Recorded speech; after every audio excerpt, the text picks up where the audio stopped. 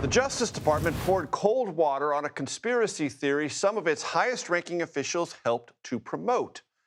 The department now says disgraced financier Jeffrey Epstein did in fact die by suicide and never had a so-called client list with lots of damaging and politically important names on it. FBI Director Kash Patel and Deputy Director Dan Bongino, before they joined the Bureau, alleged cover-ups and corruption in the incarceration death of Epstein, a convicted sex trafficker.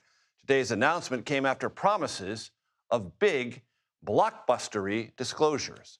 Joining me now, White House correspondent for Semafor, Shelby Talcott, congressional reporter for NOTUS, that's News of the U.S., Daniella Diaz, and our Department of Justice reporter, Jake Rosen. It's great to have you here at the family table. Thanks so much. Happy Monday. Jake, walk our audience through what was now released, or what has been released by the Trump Justice Department, and how much it differs from the exaggerated, overheated claims made before those who now release it were in positions of authority. Well, we've heard these claims for years, going back before President Trump's even first term, about what Jeffrey Epstein was doing, the connections between President Trump and other high-profile politicians, including the Clintons and a number of other people, and Jeffrey Epstein's sex trafficking operations that he ran. What the Department of Justice put out today and sent to reporters and posted online was a two-page memo in which they said that, according to their investigation, that all evidence shows that Epstein did, in fact, likely commit suicide in that cell, and they released 10+ hours of video footage in which you can scrub through it. Nobody enters that cell in the day and hours in which it's alleged that he died. In addition to that, they also said that no further documents would be coming out about this case, effectively ending the public disclosures that the Trump administration has been doing with everything from JFK, RFK, MLK, and these Epstein files. In addition to that, they said there is a systematic review, said there was no so-called client list, which has been at the center of all these, in which they've said that there is some kind of list, which even Elon Musk said a couple of weeks ago, including high-profile names, which featured Donald Trump, in addition to a number of other people, part of this so-called cabal, right, of people who were part of this liberal elite that were, or conservative elite in this case, potentially, that were working to somehow cover up their own tracks in terms of sex. Quickly, how has this been digested by the MAGA ecosphere? Well, in February, Attorney General Pam Bondi had some people at the White House, top Trump acolytes online.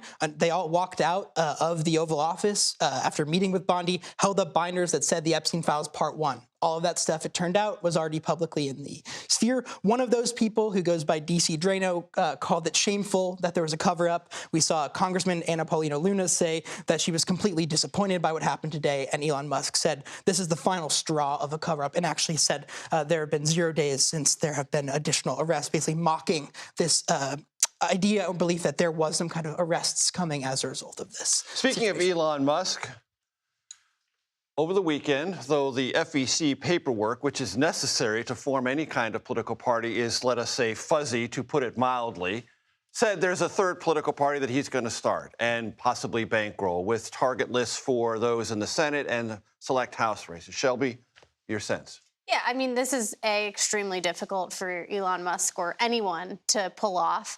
And it's at least also, get the FEC paperwork down straight. Exactly. Come on, let's start there, kids. There's a lot of steps that need to happen still for this to actually be legitimized.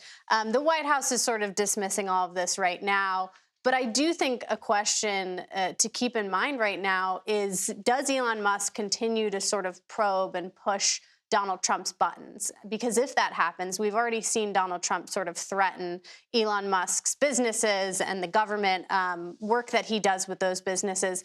Is that going to actually become a reality? Is Donald Trump and DOJ, which of course Elon Musk spearheaded, going to start going after Elon Musk's effort? That's where the real news is. You know, I think there's a lot of skepticism that Elon Musk is going to be able to successfully launch his own political party and successfully going to be able to primary a whole host of Republicans, because remember, he said that he was going to try to primary anyone who voted for the bill. That ended up being the vast majority of Republicans in Congress. That's a really big feat. Daniel, let's pick up on that. He did not have nearly the influence he thought he might have, getting Republicans to vote against the bill in its waning moments in the Senate or the House. Tesla stock price, the last time I checked, was down 7% today because investors don't want him in politics. They want him focusing on Tesla and his other companies. Walk us through this. Well, I think the important thing to remember, Major, is Elon Musk was the biggest individual donor to Donald Trump. So there is money backing anything he says, which is important to remember. 270 million plus, if I remember correctly. Yes, an incredible amount of money. But what I saw in real time was when Elon Musk was side by side with Donald Trump, helping him with his agenda. And then I was there on Capitol Hill when he was tweeting against the one big, beautiful bill, and it didn't matter. In the end, it still passed because the base is with Donald Trump. And no Republican who looked at those social media posts from Elon Musk was as fearful of a primary-inspired Musk candidate as they would be of a Trump-inspired primary candidate. Exactly, Major. And it really shows where the power is. It's still with President Donald Trump. And President Donald Trump has been speaking out against what Elon Musk has been saying, calling him phony, saying that he shouldn't be, that it doesn't matter what he's saying, that he's losing it. So this could be something that carries no weight in actually power of Congress. As you might notice, folks, it's been a slightly abbreviated session at the family table, but that's what happens some days. Shelby Talcott, Daniella Diaz, Jake Rosen, thank you very much. I appreciate it.